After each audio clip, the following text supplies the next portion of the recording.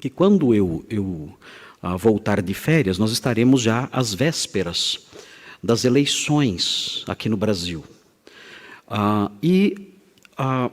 Eu sei que estamos vivendo momentos muito difíceis de polarização, de debates, discussões, tudo mais. Aqui o nosso púlpito nunca prega nenhum candidato, nunca anuncia preferências políticas, nem partidárias ou de nome de ninguém. Nós não fazemos isso porque nós sabemos que isso é perigoso. Nós podemos nos simpatizar com um político hoje e esse político amanhã fazer algo errado, ruim, desonesto, e nós que defendemos essa pessoa, nós podemos ficar numa situação delicada, dizendo, e agora? Eu usei o púlpito para promover uma pessoa, e agora essa vergonha toda. Então nós não fazemos isso, nós não caminhamos nessa direção. Mas nós temos em nossa mente, como crentes que somos, tendo a nossa mente santificada e submetida à palavra de Deus, nós temos diretrizes na palavra de Deus relacionadas ao modo como devemos ver a questão da autoridade civil. E nós precisamos ter muito claras na nossa mente essas diretrizes. Nós temos que pensar de modo diferente do mundo lá fora. Por uma razão muito simples, nós somos pessoas diferentes das pessoas do mundo lá fora. E tudo que nós pensamos é cativo, é sujeito à palavra de Deus. Por isso o nosso pensamento ele é santificado, não porque o que nós produzimos em nossa mente é por si só santo, não, mas porque os nossos pensamentos são moldados por uma palavra santa. Nós um dia cremos em Jesus Cristo. Quando nós cremos em Jesus Cristo, isso não fez apenas com que nós mudássemos de religião. Não foi isso que aconteceu. Quando nós nos convertemos a Cristo, nós não começamos simplesmente a frequentar uma nova comunidade religiosa. Não foi isso, ou pelo menos não foi só isso que aconteceu. Quando nós nos convertemos a Cristo, nós tivemos uma transformação no nosso pensamento. O nosso pensamento mudou. Nós passamos a avaliar as coisas sob outras lentes. Quando a Bíblia diz que se alguém está em Cristo é nova criatura, as coisas velhas já passaram, eis que tudo se fez novo, essa palavra que o apóstolo Paulo escreve, ela está relacionada especialmente à forma de pensar, à forma de interpretar as pessoas, à forma de funcionar aqui dentro, na nossa mente. Nós não pensamos mais da mesma forma como pensávamos antes. Nós não consideramos mais as coisas como nós considerávamos antes de sermos crentes. Nós mudamos. Então, isso abrange todas as áreas da vida. E eu quero então passar para os irmãos neste domingo, agora, e no próximo domingo, porque eu não vou ter como esgotar o assunto hoje, nós temos um limite aqui no nosso horário, eu quero respeitar esse limite, mas eu quero transmitir para os irmãos alguns princípios importantes e sagrados. Não são princípios que são decorrentes de preferências políticas, não são princípios que são decorrentes de certas visões, ideologias, não. Eu quero compartilhar com os irmãos princípios bíblicos que são sagrados, para que os irmãos ajustem a sua mente aquilo que a palavra de Deus diz, aquilo que a palavra de Deus quer. As coisas que eu vou dizer são coisas que poderão irritar, deixar bravos, tanto pessoas que tendem mais para a esquerda política, quanto pessoas que tendem para a direita política. Mas isso não importa, porque nós não nos definimos assim. Nós não nos definimos como pessoas que são de direita ou de esquerda. O que nós fazemos é nos definir como pessoas bíblicas, como pessoas com valores bíblicos, como pessoas que têm a mente cativa da palavra de Deus. E são essas coisas que eu quero martelar na mente dos irmãos, para que os irmãos tenham uma mentalidade acerca disso moldada pela palavra de Deus. Eu vou apresentar isso para os irmãos na forma de perguntas. E hoje, neste sermão, eu quero apresentar para os irmãos a resposta, ou as respostas, a pelo menos 3 perguntas que o cristão, para a glória de Deus, que o cristão, para a glória de Cristo, que o cristão, para o seu bom testemunho neste mundo, deve saber responder.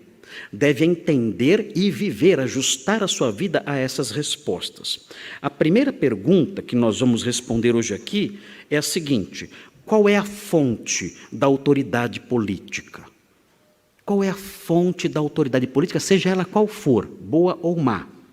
E eu quero então apontar isso para os irmãos. Hoje o pastor Nicolas já mencionou algo disso pela manhã, e eu quero realçar isso hoje à noite também. Uma segunda pergunta que muitos irmãos talvez busquem a resposta e não saibam como lidar com isso. A segunda pergunta é a seguinte: por que Deus, muitas vezes, levanta governantes maus? E nós temos isso na Bíblia, a resposta para isso na Bíblia. Na Bíblia há pelo menos um, ou no máximo 2 versículos, se bem que é um versículo que é reproduzido depois no Novo Testamento, que responde isso, que nos ajuda a responder isso. Por que Deus, muitas vezes, levanta governantes maus? Aliás, a impressão que nós temos é que Ele só levanta governantes maus. Então, nós vamos ver a resposta bíblica a isso. Qual é a resposta teológica, doutrinária para isso? Nós, como crentes, devemos olhar para essas coisas como? Com que visão? Nós que somos santos, nós que fomos lavados, nós que fomos transformados, como devemos olhar para isso? Como devemos olhar o governante mau e entender por que Deus o levantou?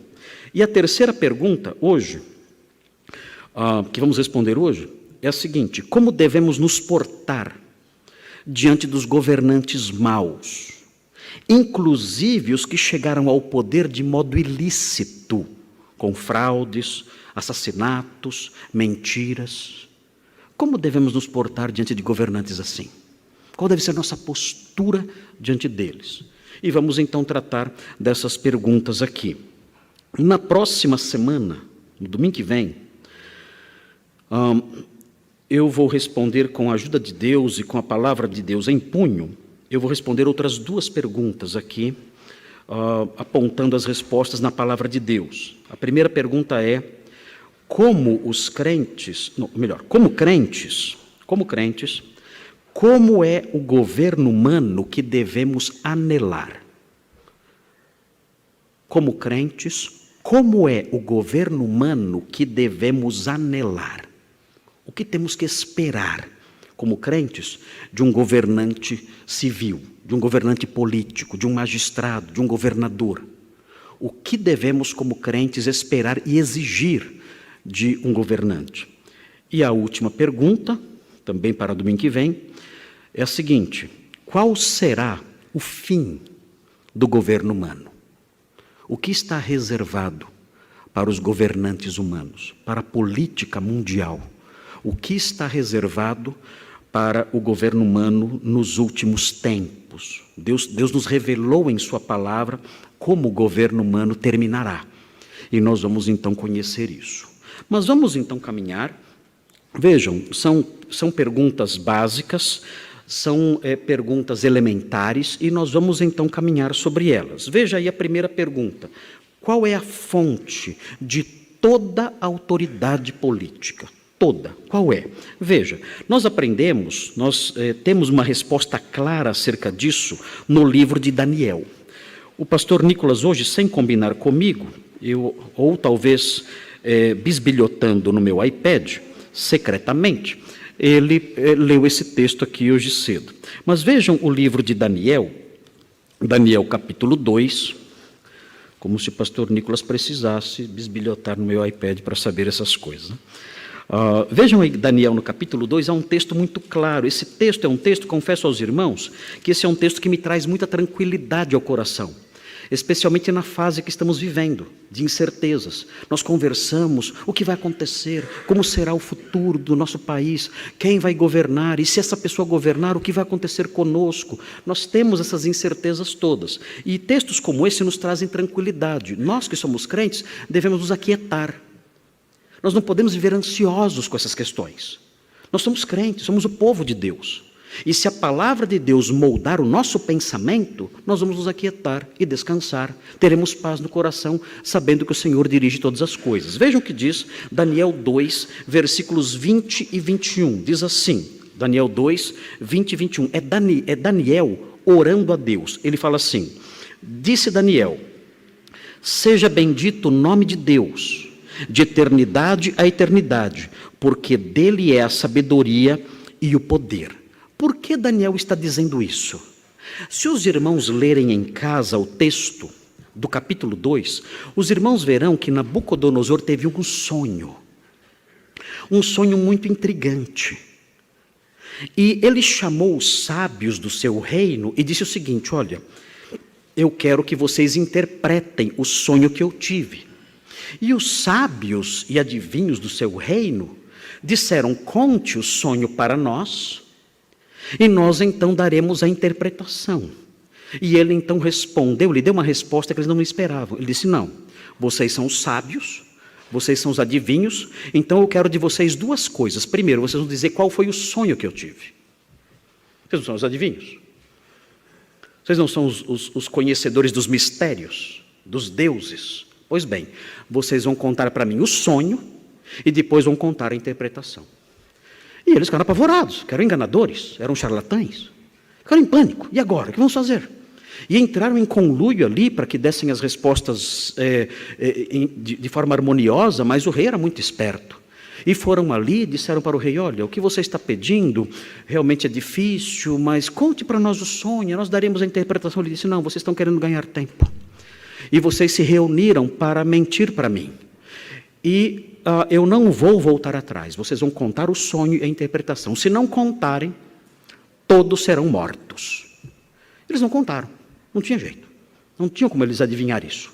Então o rei decretou que todos fossem mortos. O problema é que entre os sábios estavam Daniel, era considerado um dos sábios, e os seus amigos. E Daniel, quando soube do decreto, perguntou ao chefe da guarda do rei: por que o rei é tão severo com os sábios e quer matar a todos? E o chefe da guarda contou o motivo. E então Daniel disse: não, peça para ele alguns dias, e eu vou consultar o meu Deus e vou ver se o Senhor me revela o sonho e a interpretação. E foi o que aconteceu. Daniel então orou a Deus, Deus lhe revelou o sonho e a interpretação do sonho. Então Daniel orou. E vejam como Daniel orou. Está aí no versículo 20, já lemos o 20, e aí vem o versículo 21, falando sobre o Senhor, falando sobre Deus. É Ele quem muda o tempo e as estações, remove reis e estabelece reis. Ele dá sabedoria aos sábios e entendimento aos inteligentes. Qual é então a fonte do governo humano? Simples. O próprio Deus é quem remove reis e estabelece reis. É interessante esse versículo, porque na sequência ele conta o sonho. Ele fala qual foi o sonho do rei. E o rei sonhou com uma estátua feita de diversos elementos materiais diferentes. E cada parte da estátua representava um império que iria suceder o império de Nabucodonosor. Então, por isso ele fala, é Deus quem faz isso, é Deus quem controla a história dos impérios, é Deus quem levanta novos reinos, novos imperadores, dando sequência à história até o fim dos tempos. Então, isso deve nos tranquilizar. O Senhor tem tudo sob seu controle, toda a administração política do mundo, até o último dia, está debaixo dos planos de Deus. Nós não temos que nos apavorar, nós não temos que entrar em pânico. Vejam, no versículo 37, no mesmo capítulo, versículo 37 e 38, vejam Daniel falando ao rei. O rei ficou impressionado quando ele disse, olha, você rei, estava em suas visões de noite e você viu uma estátua. Eu fico imaginando o rosto do rei nessa hora. Como é que você adivinhou? Acertou. O rei não falou acertou miserável, mas hoje falaria assim. Como é que você sabe? Meu Deus, você acertou. Exatamente, eu vi uma estátua.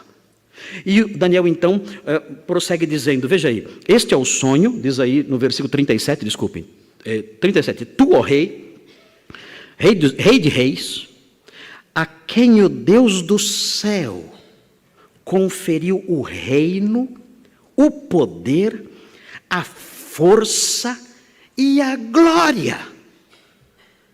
Quem deu tudo isso para Nabucodonosor? Um homem que adorava deuses falsos, um homem cruel, um homem que, segundo nós aprendemos no capítulo 4, era um homem que desprezava os pobres, era um homem cruel, severo demais. E Deus concedeu a este homem terrível o grande o grande algoz de Jerusalém, ele concedeu a esse homem o reino, o poder, a força e a glória. Deus deu isso a ele.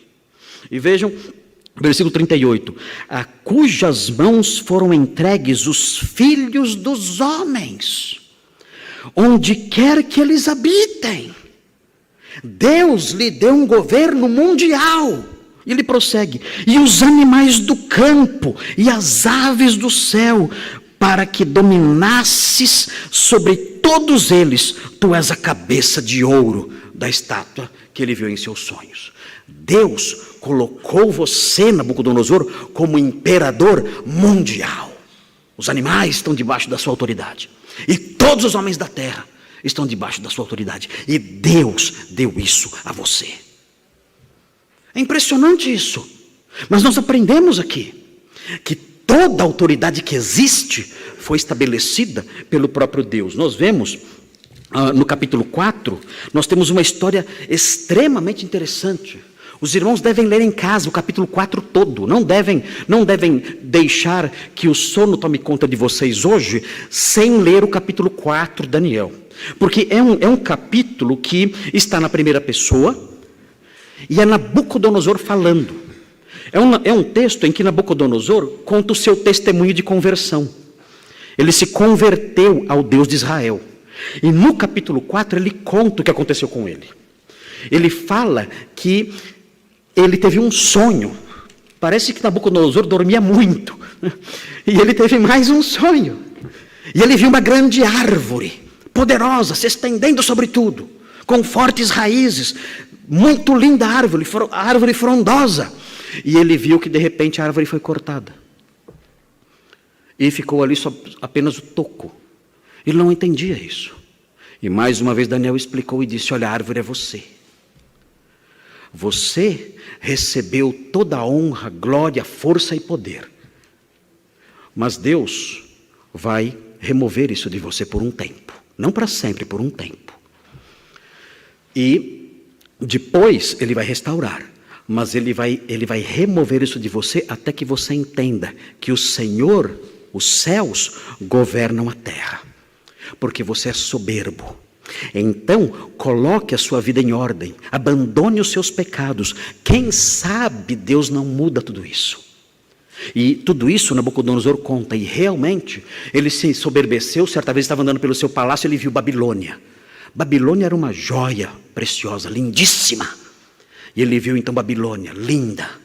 Uma grande cidade, rica, repleta de jardins maravilhosos, construções belíssimas. E ele disse, esta é a Babilônia que eu construí. Imediatamente, o Senhor se manifestou a ele e o transformou num animal.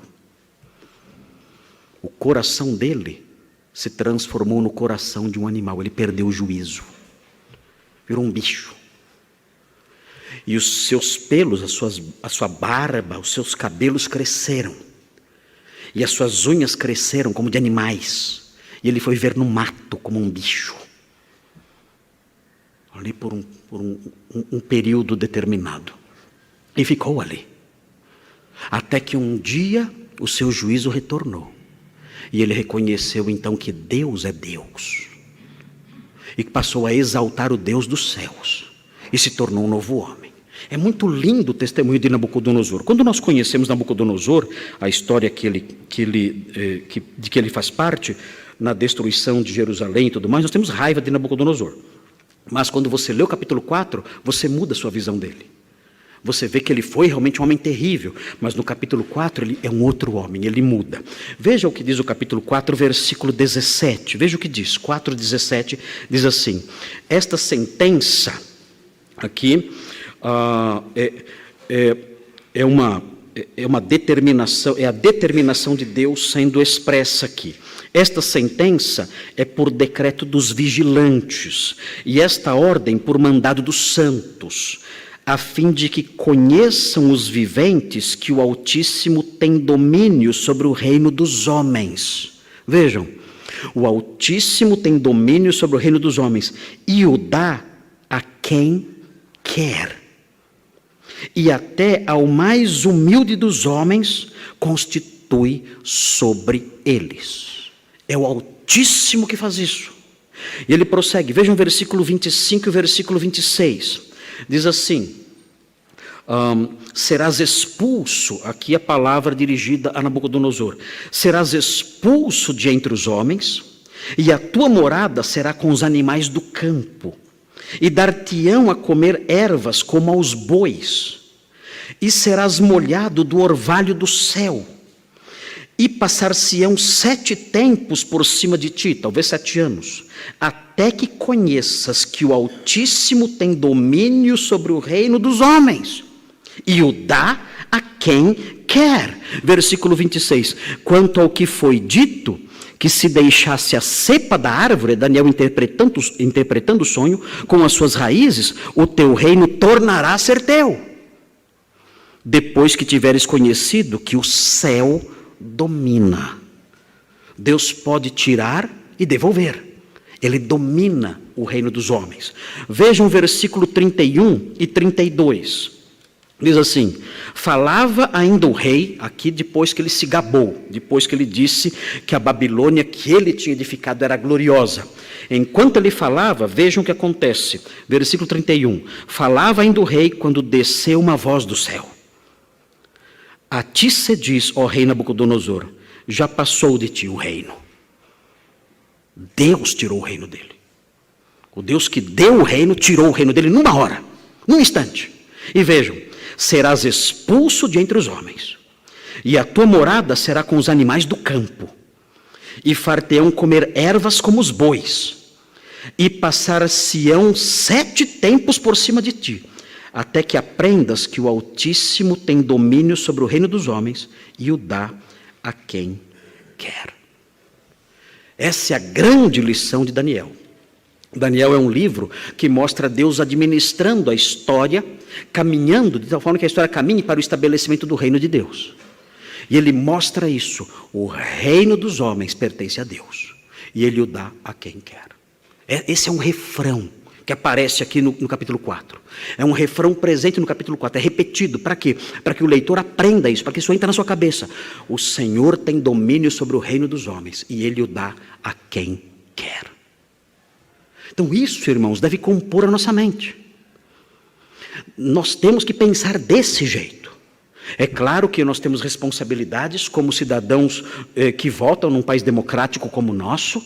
É claro que nós temos responsabilidades de escolher bem as pessoas em quem vamos votar, mas nós não podemos nos desesperar no que diz respeito ao futuro político do nosso país, porque nós sabemos, acima do trono em Brasília, por assim dizer, existe um trono celeste. Que governa todo o universo, que governa a história das nações e que coloca ali quem ele quer. A pessoa que ele quer, ele vai colocar ali. E ainda que nós não entendamos por que Deus colocou um homem como esse, Nabucodonosor, que mereceu ser punido nesse nível, meu Deus! Ele foi punido num nível terrível, foi transformado num animal, agia como um lobo, ficou louco, ele perdeu o juízo. Por que Deus colocou um homem como esse, que mereceu esse grau de castigo?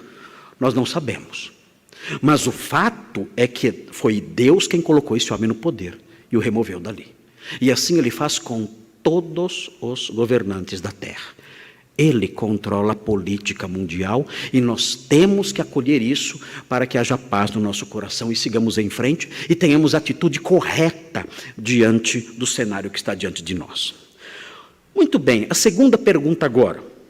Qual é a segunda pergunta? Por que Deus, muitas vezes, levanta governantes maus? Por quê?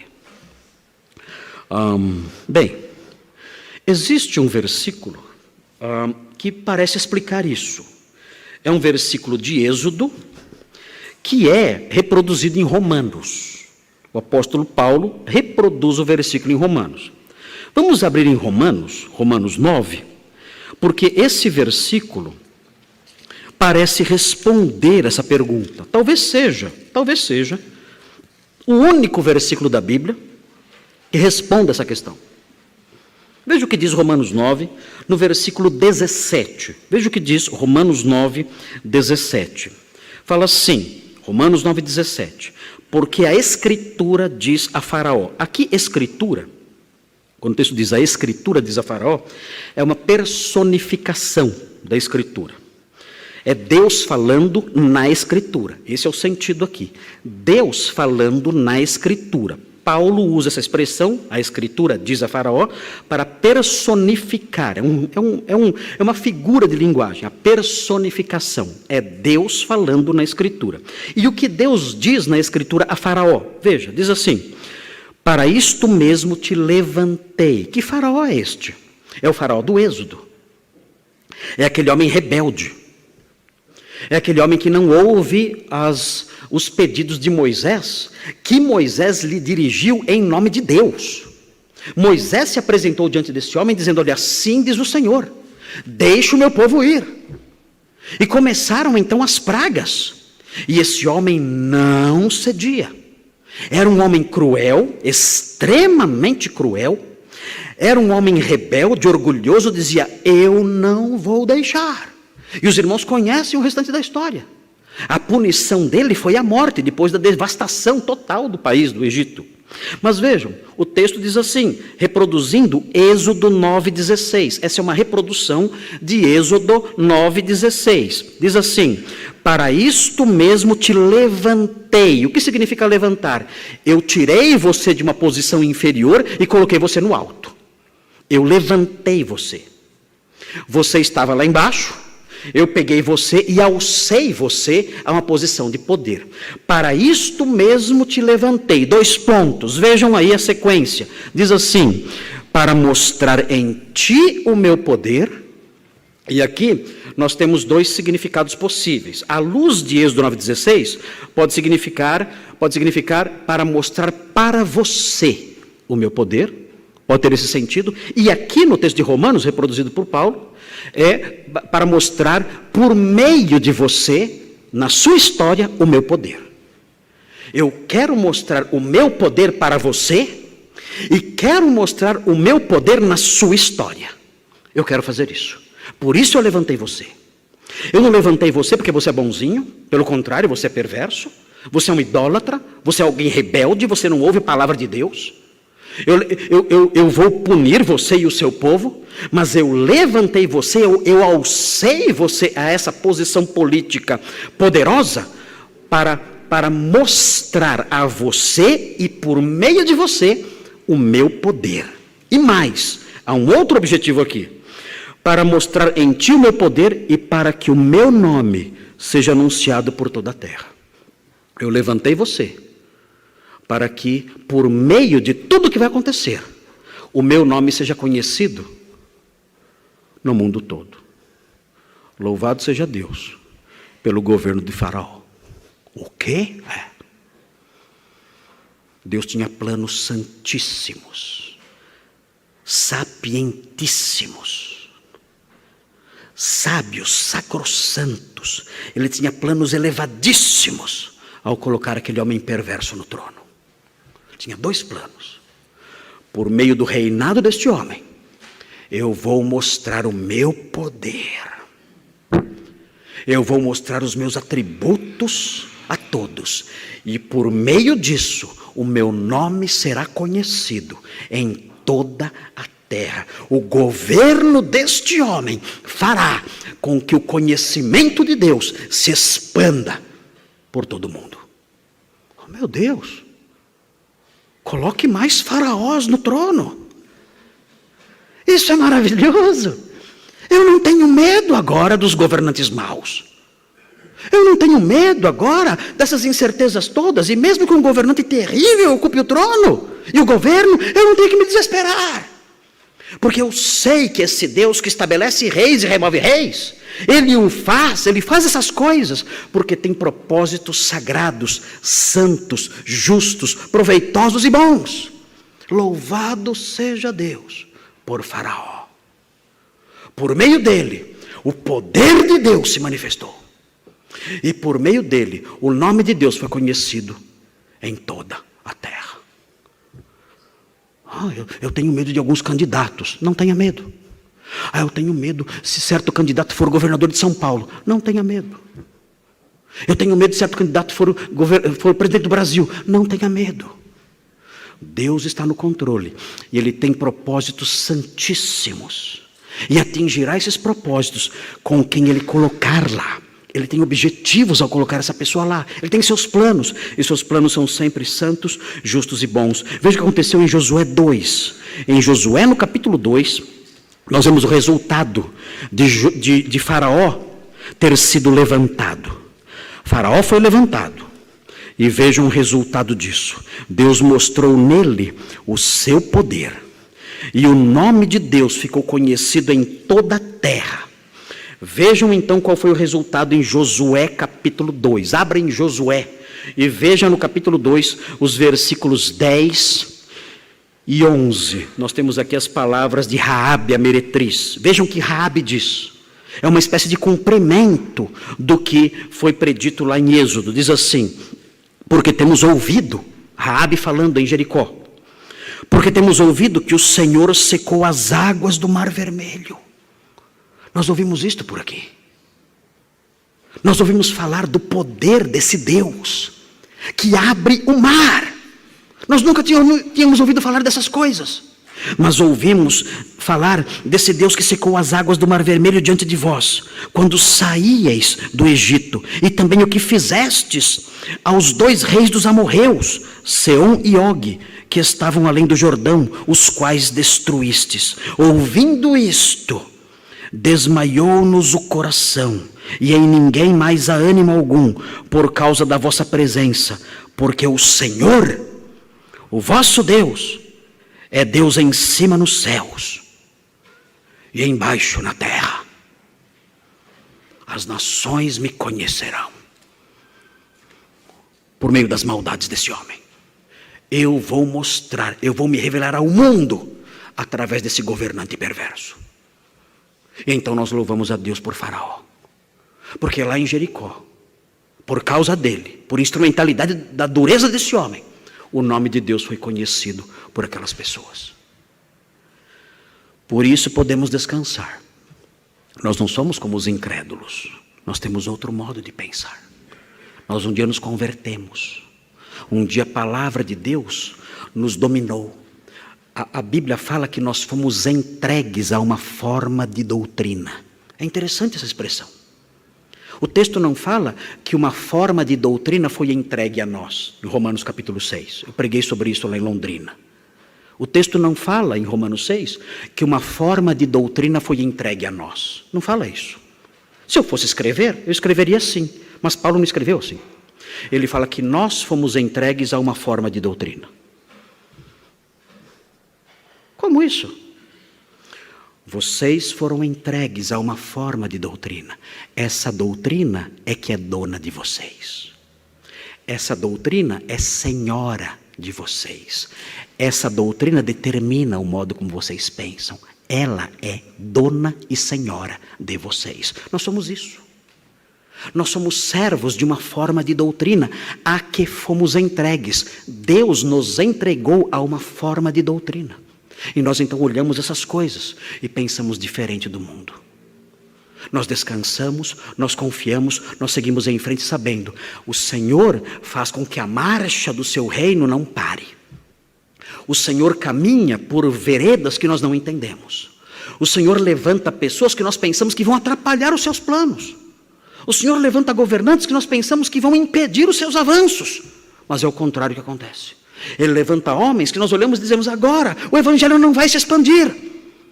E Ele usa exatamente esses homens, que nós pensamos que por meio deles o Evangelho não vai se expandir, para que o Evangelho se expanda ainda mais. Nosso Deus, irmãos, é sapientíssimo. Os seus pensamentos são insondáveis. As suas ações estão além do nosso entendimento. A sua mente é inescrutável. Ele realiza essas coisas e nós olhamos para o passado, olhamos para a palavra de Deus, e isso causa um impacto sobre nós. E sabemos então: o Senhor está no leme da história. Ele governa os povos. Eu posso caminhar seguro sabendo que no final o seu reino será vitorioso. A história pode caminhar, com altos e baixos, numa espiral de altos e baixos. Mas eu sei que essa espiral de altos e baixos, ela vai num rumo ascendente. Ela desce e sobe, mas ela vai caminhando, ela vai se formando num formato ascendente, sempre crescendo, o seu reino se expandindo. E por meio de governantes bons ou governantes maus, o evangelho, a causa da verdade, crescendo, se expandindo mais e mais, até a consumação final, até o dia em que um reino poderoso se estabelecerá. E o Rei dos Reis governará as nações com o cetro de ferro. Mas isso é matéria para o sermão que vem.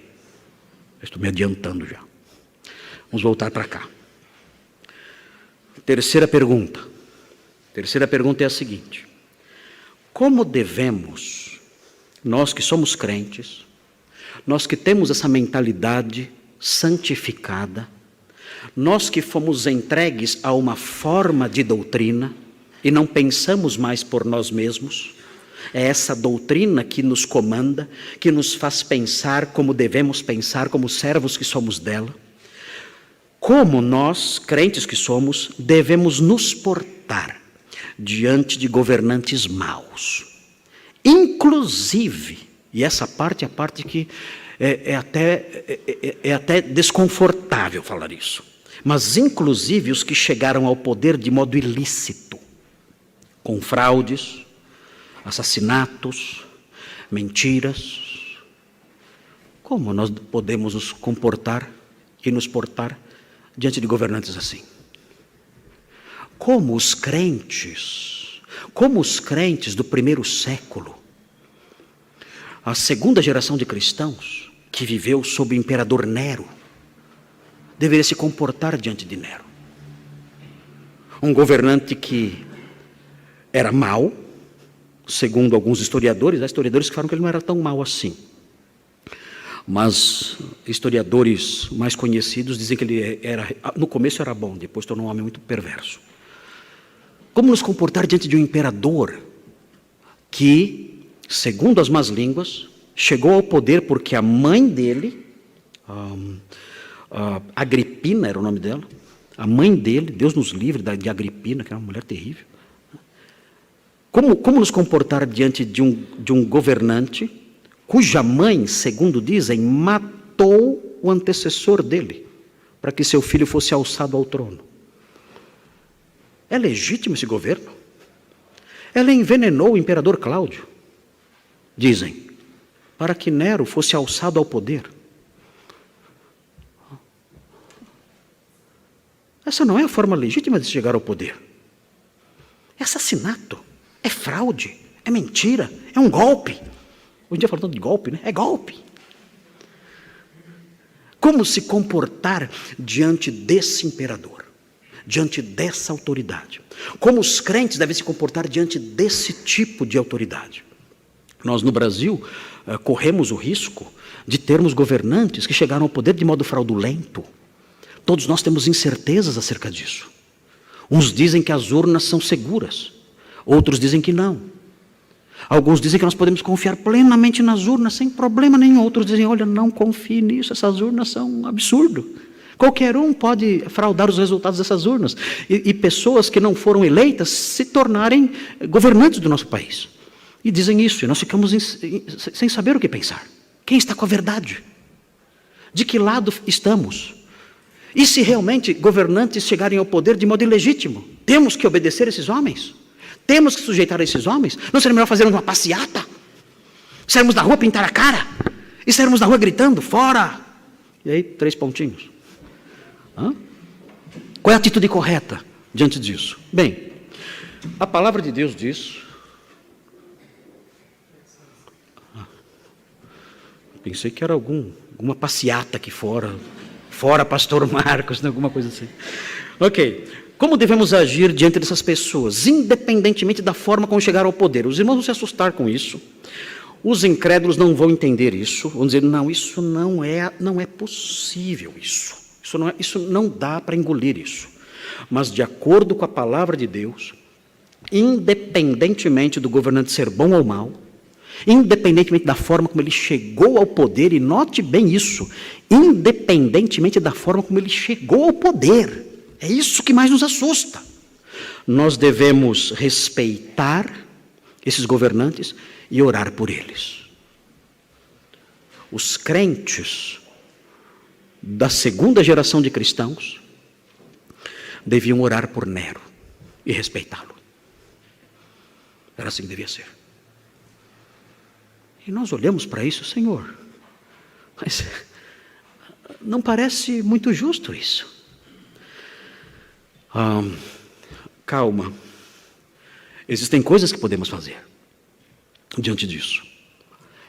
Coisas que a palavra de Deus admite. E nós vamos chegar lá daqui a pouquinho. Mas vejam o que o apóstolo Paulo escreveu nos dias de Nero. Em 1 Timóteo 2, 1 e 2. Ele escreveu isso nos dias de Nero. Nero reinou entre os anos 54 e 68. 1 Timóteo foi escrita por volta do ano 63, 64. Nero ainda estava no governo. Depois ele se suicidou. 1 Timóteo 2, 1 e 2. Vejam o que ele diz. Sob o reinado desse imperador e sob o governo de outros representantes do Império Romano e até governantes judaicos, que eram oponentes do cristianismo, opositores do cristianismo. Vejam o que ele escreveu. Antes de tudo, pois, 1 Timóteo 2, 1. Antes de tudo, pois, exorto que se use da prática de súplicas, orações, intercessões, ações de graças, em favor de todos os homens, em favor dos reis e de todos que se acham investidos de autoridade, para que vivamos vida tranquila e mansa, com toda piedade e respeito. Essa é a atitude. Eu vou falar mais sobre esse versículo na semana que vem, quando nós falarmos o que devemos esperar de um governante. Já podemos aprender aqui que devemos esperar de um governante que ele proporcione a nós a possibilidade de vivermos uma vida tranquila, mansa, com piedade e respeito. Se vamos escolher um governante, temos que escolher um governante que nos proporcione isso. A possibilidade de vivermos uma vida tranquila e mansa, com piedade e respeito. Esse é o governante que vamos escolher. Não importam, as outras coisas são secundárias. Temos que escolher isso. Mas agora, neste momento, nesta altura dos nossos estudos, nós devemos aprender isso. Eu tenho que orar pelos governantes. Não importa se eles são bons ou maus.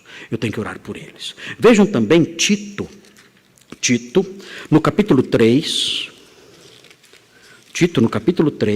no versículo 1.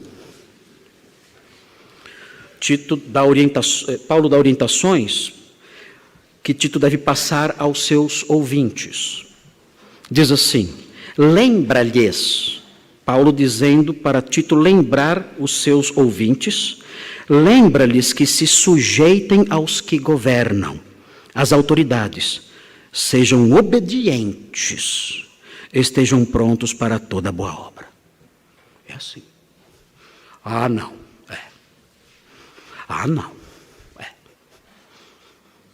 É assim.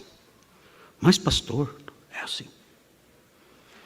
Nós temos que respeitar esses homens e orar por eles.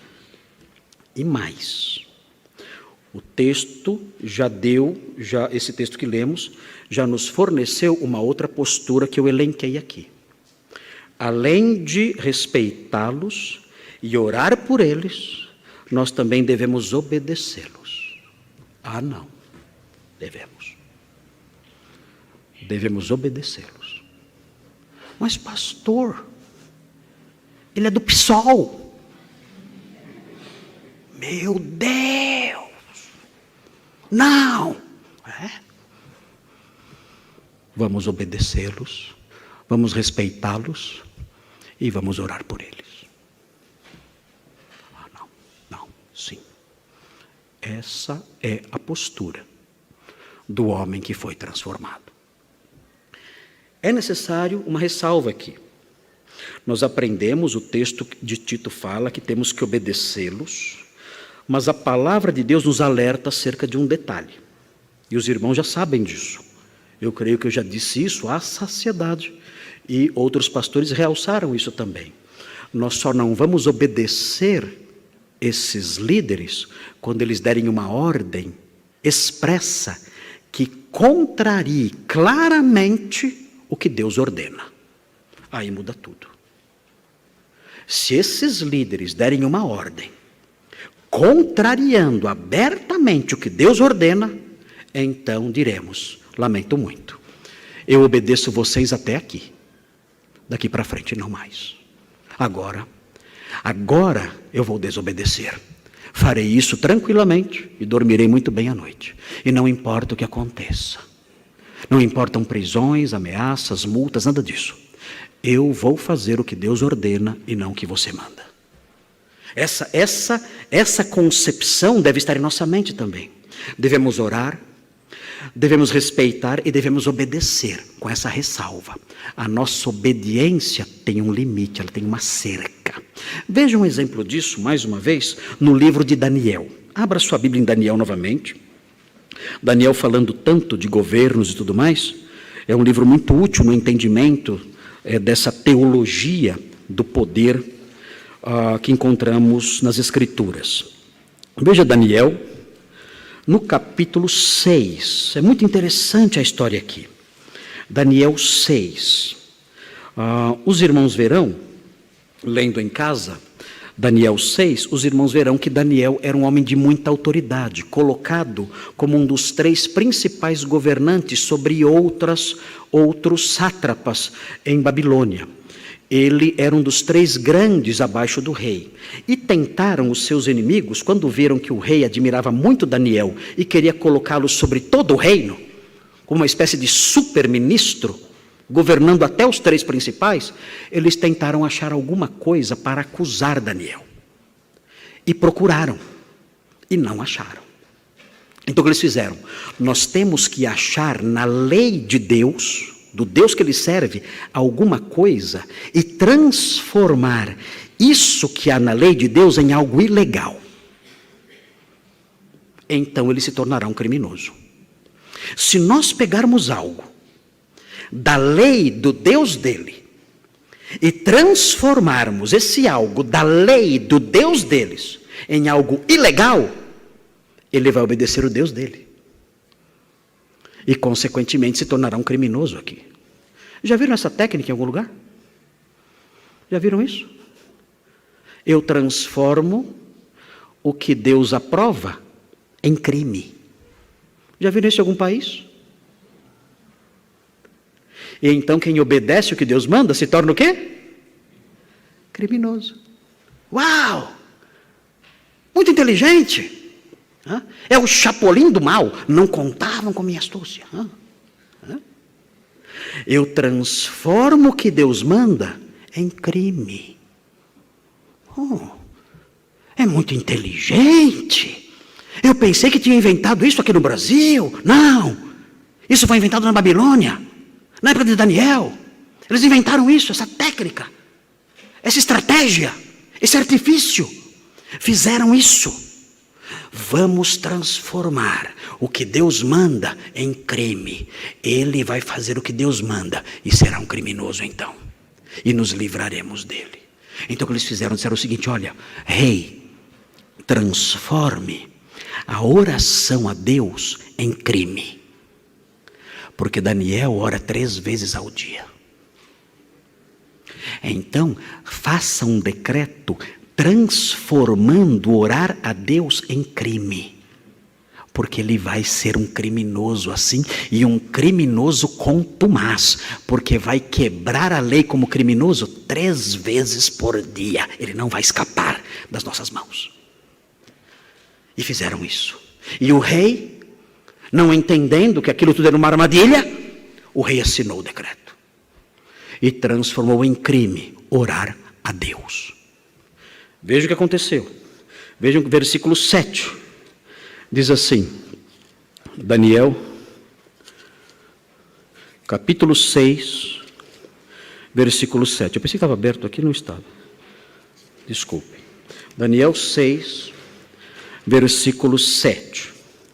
Diz assim: todos os presidentes do reino, os prefeitos e sátrapas, conselheiros e governadores concordaram em que o rei estabeleça um decreto e faça firme o interdito que todo homem que por espaço de 30 dias fizer petição a qualquer Deus ou a qualquer homem, e não a ti, ó rei, será lançado na cova dos leões.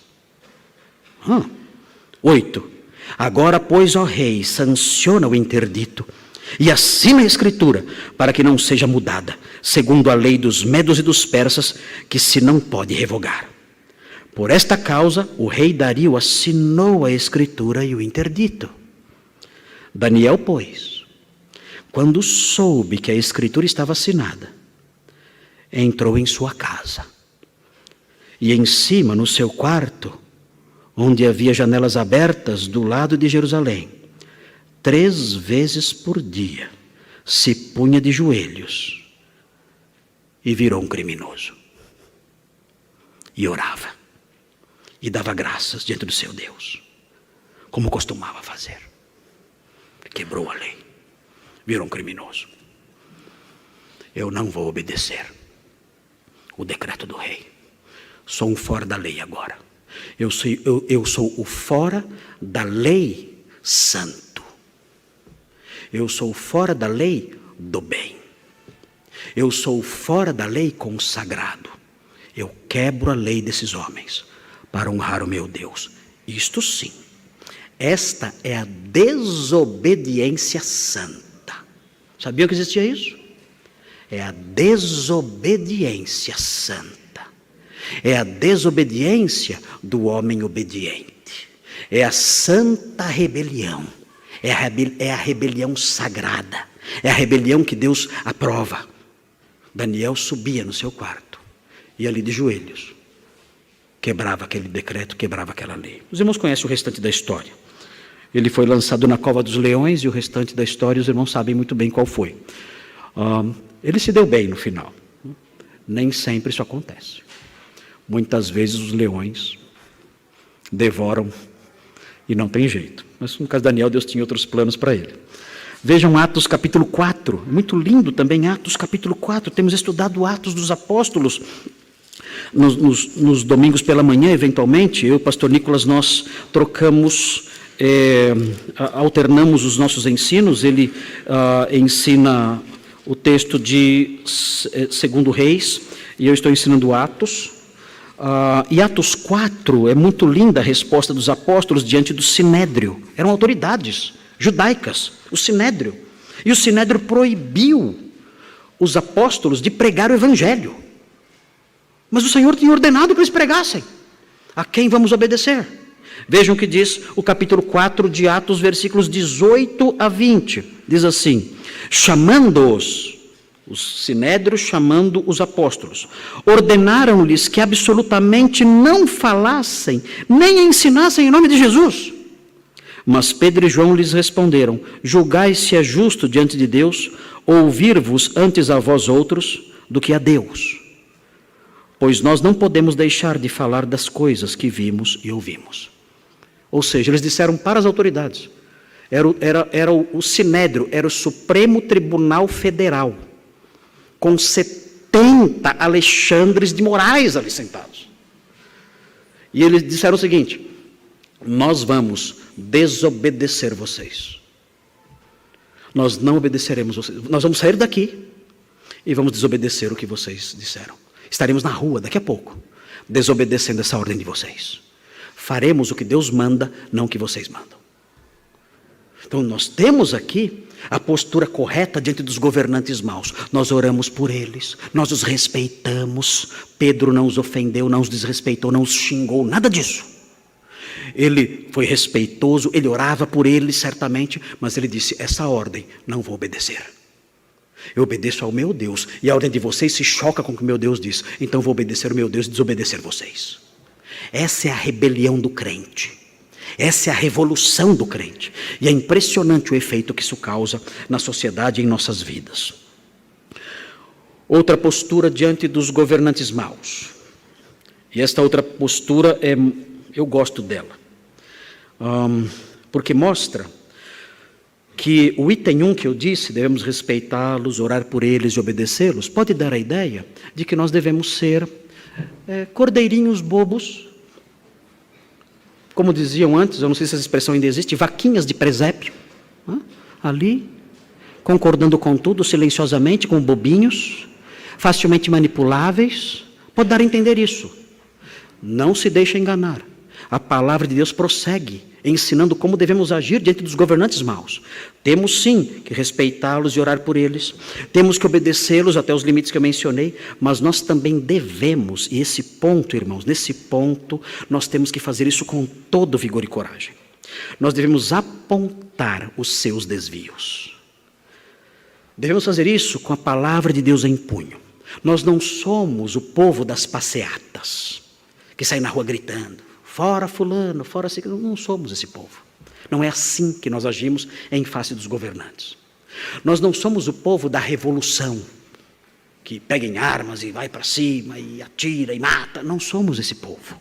Não é assim que nós fazemos valer os nossos valores. Nós não somos o povo do xingamento, da depreciação, que vai nas redes sociais e começa a xingar os governantes, e ofendê-los, e ridicularizá-los, e humilhá-los. Nós não fazemos isso. Não é essa a nossa resistência. Não é assim que nós resistimos diante dos governantes maus.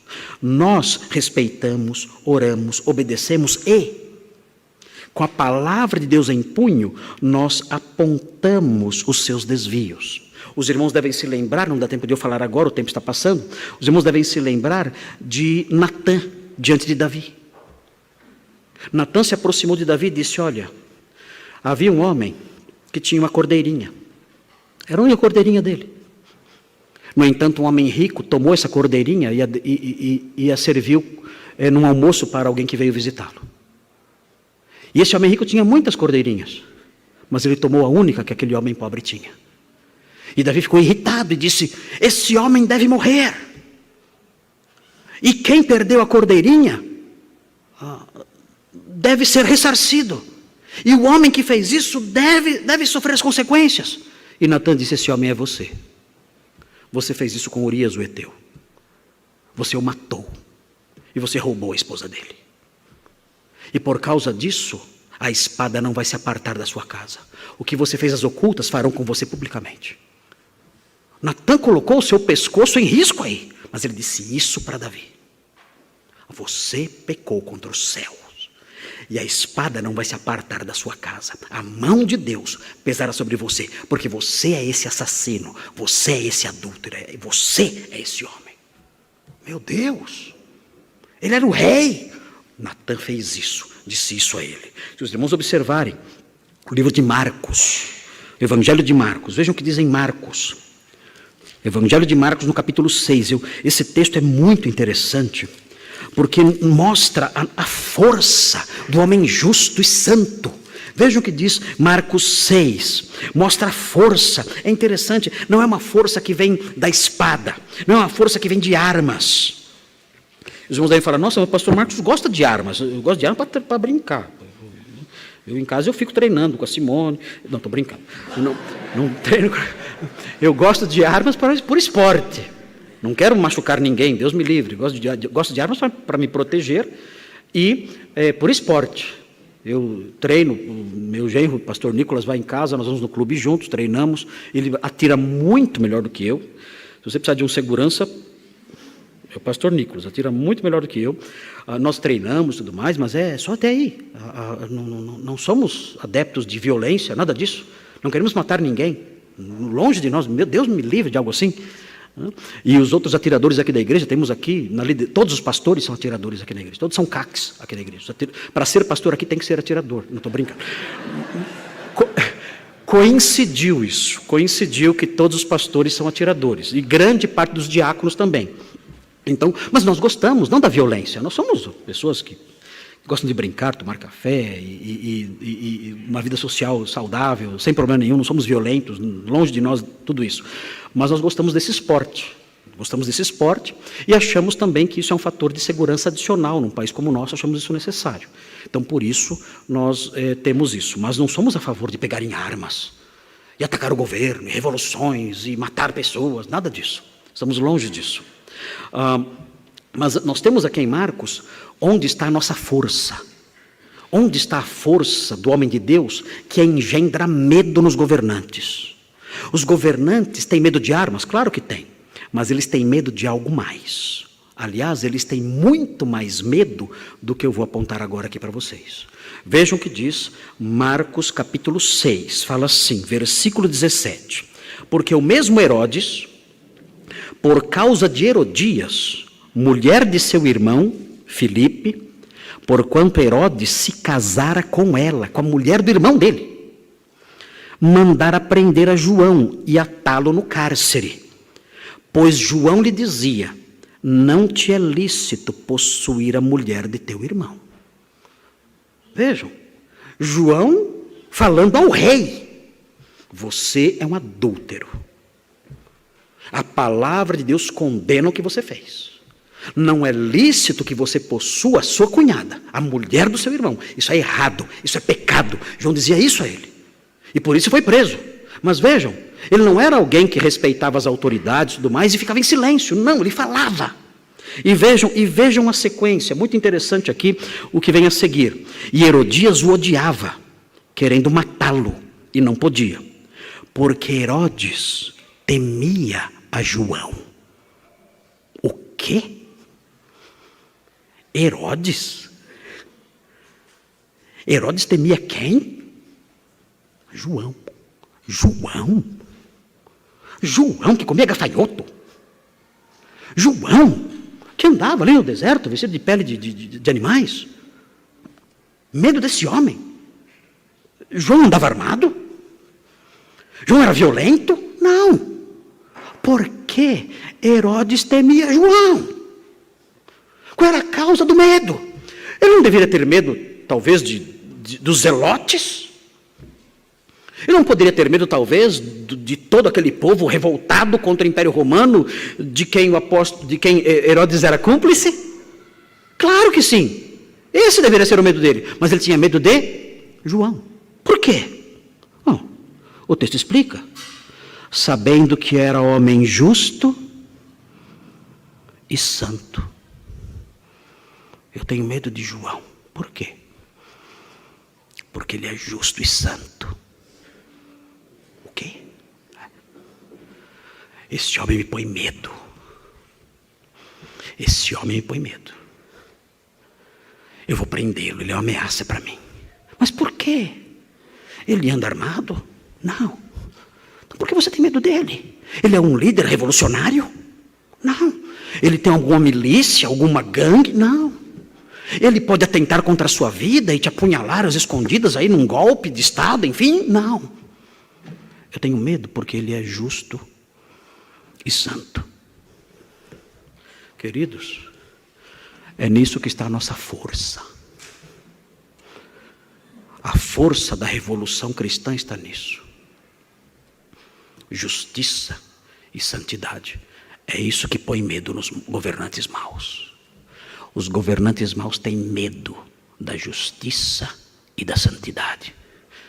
Os governantes maus devem olhar para a nossa igreja, as senhoras aqui simples. Os homens aqui simples, não são violentos, nenhum deles.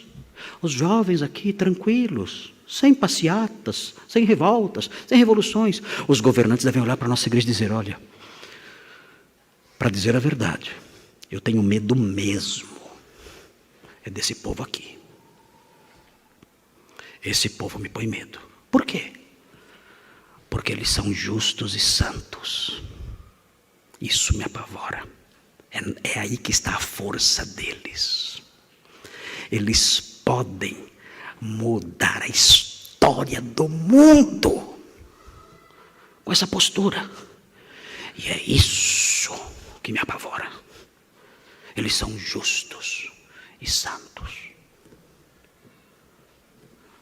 João, do alto da sua justiça e santidade, se aproximava de Herodes com moral, como dizem os jovens, né? Com toda a moral. Ele era justo e santo e dizia, você está em pecado. E Herodes não podia acusá-lo de nada, porque a força da sua palavra estava não só na palavra que ele dizia que era santa e verdadeira, mas também na sua conduta santa e justa. E Herodes não podia fazer nada para impedi-lo, para tirar a sua força, para tirar o seu vigor, o vigor da sua palavra. Ele prendeu e o decapitou no final, porque via nele uma terrível ameaça. Não uma ameaça armada, não uma ameaça violenta, mas uma ameaça real, marcada pela santidade, pela retidão. Vejam Atos 7. Meu Deus, nosso horário está correndo. Quando eu vou aprender a lição? Hein? Quando? Nunca. Minha esposa já desistiu. Simone fala, você não tem jeito. Ok. Há coisas que nunca vão mudar. Hein? Eu quero apontar aqui, eu tenho mais coisas para falar, mas não vai dar tempo. Então, vou terminar na semana que vem. Eu quero falar sobre outras posturas, que são posturas que eu quero apontar para vocês, mas eu tenho que ser muito cuidadoso no que eu vou dizer. Deus tem que me dar muita sabedoria no que eu vou dizer na sequência desse estudo. Enfim, eu vou dizer na semana que vem, não vou dizer hoje. Mas eu quero ler com vocês o capítulo 7, versículo 51. Diz assim, Estevão falando ao Sinédrio, ao Supremo Tribunal Federal de Jerusalém, da Judeia, de Israel. Ele fala àqueles juízes da Suprema Corte, ele diz, homens de dura cerviz. Ele está falando com as autoridades do povo. Homens de dura cerviz, e incircuncisos de coração e de ouvidos, vós sempre resistis ao Espírito Santo. Assim como fizeram vossos pais, também vós o fazeis. Qual dos profetas vossos pais não perseguiram? Eles mataram os que anteriormente anunciavam a vinda do justo, do qual vós agora vos tornastes traidores e assassinos. Vós que recebestes a lei por ministério de anjos e não a guardastes. Meu Deus! Isso diante do tribunal, com força, vigor, um homem marcado por santidade e justiça. Aqueles homens não puderam suportar a força dessas palavras. O texto diz no versículo 54, ouvindo eles isto, enfureciam-se no seu coração e rilhavam os dentes contra ele. Viraram bichos, viraram animais, rosnando. E vejam, mas Estevão, cheio do Espírito Santo, fitou os olhos no céu, e viu a glória de Deus e Jesus que estava à sua direita e disse, eis que vejo os céus abertos e o Filho do Homem em pé à destra de Deus. Eles, porém, clamando em alta voz, eles começaram a rilhar os dentes, ranger os dentes como animais, como cachorros ferozes, e começaram a gritar. E vejam, taparam os ouvidos como loucos, e unânimes arremeteram contra ele, saltaram sobre Estevão. Como se fosse ali um grupo de 70 animais ferozes, pularam sobre ele e o mataram, e o apedrejaram e o mataram. Vejam a força das palavras desse homem. E ele disse isso, apontando para aquelas autoridades os seus pecados. E isto temos que fazer. Se os governantes forem maus, nós temos essa força, a força da nossa conduta, da nossa retidão e santidade.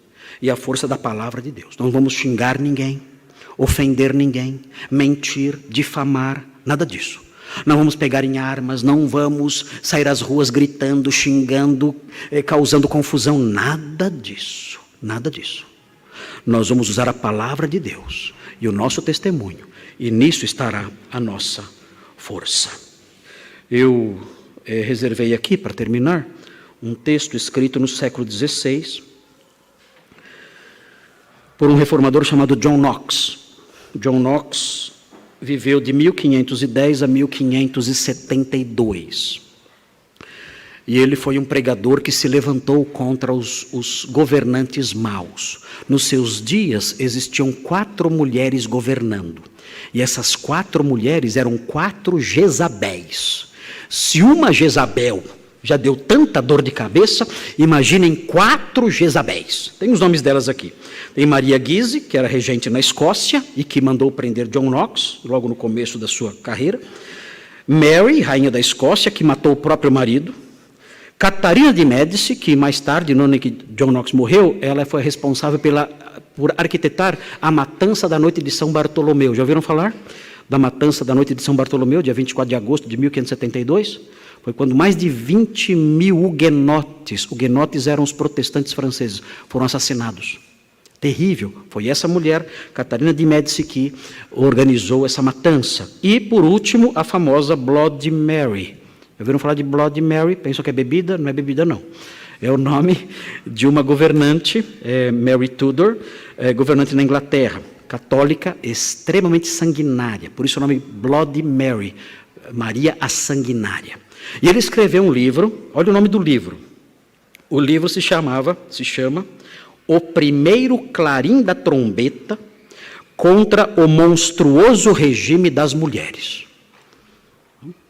As feministas iam ficar loucas com esse título, né? Mas esse era o nome. O Primeiro Clarim da Trombeta contra o Monstruoso Regime das Mulheres. Escreveu para a Bloody Mary, mas por tabela atingia as outras Jezabéis também. E ele escreveu o seguinte, ele menciona Débora e Hulda, que eram mulheres santas do período dos juízes, e ele as compara, essas mulheres santas que governaram, com as 4 Jezabéis, especialmente Bloody Mary. Ele diz assim, capítulo 5 desse livro, ele diz o seguinte: nessas matronas, Débora e Hulda, percebemos que o espírito de misericórdia, verdade, justiça e humildade reinava. Sob elas percebemos que Deus mostrou misericórdia ao seu povo, libertando-o da tirania de estrangeiros e do veneno da idolatria pelas mãos e conselho dessas mulheres. Mas nestas de nossa época encontramos crueldade, falsidade, orgulho, cobiça, engano e opressão. Nelas também encontramos o espírito de Jezabel e de Atália. Sob elas, o povo simples encontra-se oprimido, a verdadeira religião extinguida, e o sangue dos membros de Cristo cruelmente derramado. E, finalmente, pelas suas práticas e fraudes, encontramos reinos e nações antigos traídos e entregues nas mãos de estrangeiros, seus títulos e liberdades retirados de seus devidos possuidores. Ele se levanta contra as injustiças dessas mulheres. Um testemunho evidente do quão diferente nossa perniciosa Maria Tudor é de Débora, sob quem foram os estrangeiros expulsos de Israel, é que esta Débora Deus levantou para ser mãe e libertadora de seu povo oprimido. Mas que tristeza! Ele levantou tais Jezabéis para serem o ápice de suas pragas. Veja a coragem desse homem, as quais a ingratidão do homem tanto merece, mas seu julgamento secreto e tão justo não deverá exonerá-las, e nem a seus apoiadores. John Knox se levantou contra aquelas governantes cruéis e pôs a boca no trombone, até lembro o livro dele, né? É o primeiro clarim da trombeta contra o monstruoso regime das mulheres. Se levantou, homem de Deus, um pregador, um evangelista. Ele se levantou e denunciou os males daqueles governos que se afastavam da palavra de Deus. Então nós temos nessas coisas modelos, na palavra de Deus e na história, modelos de como devemos nos comportar diante de governantes perversos e maus. Irmãos, eu não tenho tempo de terminar esse ponto, na semana que vem eu vou terminar, tem mais um pontinho aqui que eu quero destacar na forma como devemos tratar os governantes maus. É um ponto um pouco controvertido, que eu quero apresentar aos irmãos aqui, e temos que ter sabedoria no modo de aplicá-lo. Mas eu vou pedir a Deus que durante a semana me ajude a escolher as palavras certas, para que não haja nenhum mal-entendido naquilo que eu vou dizer. E vamos responder as seguintes perguntas na próxima semana. Como crentes, como é o governo humano que devemos anelar? Como é o governo que temos que buscar e anelar e apoiar? E, por último, qual será o fim do governo humano? Quando essa ordem de política e de governo mundial vai passar? E o que tomará o lugar disso? Nós vamos aprender na próxima semana. Vamos orar ao nosso Deus, temos um rei no céu. Temos um rei no céu que não sai de lá, não sai do trono. Está sempre no trono. Vamos orar a esse rei soberano agora, renovando o nosso compromisso de honrá-lo e de obedecê-lo sempre, e pedindo para que ele nos dê sabedoria no trato com essas coisas. Senhor Deus, obrigado, porque aprendemos tudo isso em sua palavra. O Senhor não nos deixou ao léu, à mercê dos nossos próprios pensamentos nessas questões.